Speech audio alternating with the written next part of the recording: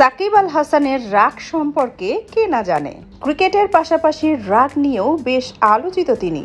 তবে এবার করে বসলো আর এক কাণ্ড, রীতিমতো ফোন ছুঁড়ে ফেলে দিল একজন নামকরা সেলিব্রিটির।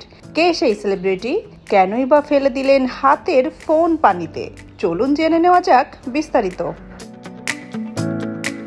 একটি ভিডিওতে সুইমিং পুলের পাশে দাঁড়িয়ে সেলফি তুলতে দেখা যাচ্ছে ক্রিকেটার সাকিব আল হাসান ও ঢাকায় চলচ্চিত্রের আলোচিত সমালোচিত নায়ক জায়েদ খানকে। হঠাৎ দেখা যায় ছবি তোলা বন্ধ করে সাকিব তার হাতে থাকা মোবাইল ফোনটি সুইমিং পুলের পানিতে ছুঁড়ে ফেলে দিয়ে বেশ বিরক্তিকর ভঙ্গিতে হেঁটে চলে যান। মুহূর্তের মধ্যে ছড়িয়ে পড়ে সেই ভিডিও সামাজিক যোগাযোগ মাধ্যমে। এ নিয়ে শুরু হয়েছে বিতর্কের ঝড়। দুজনের ভক্তদের মাঝে উকি দিচ্ছে বিভিন্ন প্রশ্ন।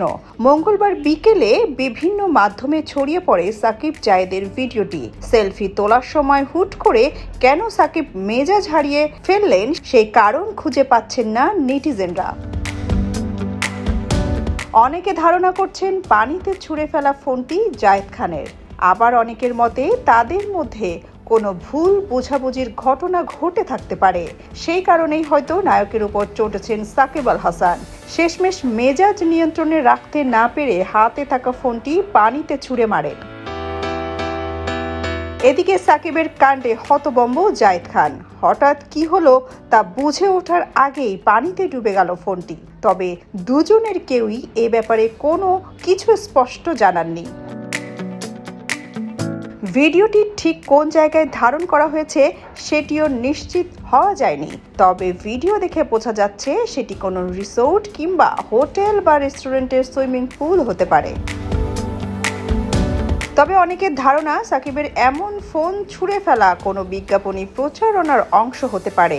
ইচ্ছাকৃতভাবে ধারণ করা হয়েছে এমন ভিডিও পুরোটাই স্ক্রিপ্টেড। কারণ সম্প্রতি প্রচারিত ক্রিকেটারদের বেশ কিছু বিজ্ঞাপন থেকে পাওয়া ধারণা অনুযায়ী এটি বিজ্ঞাপন শুটিংয়ের অংশ হওয়ার সম্ভাবনাও আছে। সোনিয়া খান, খবর সংযোগ।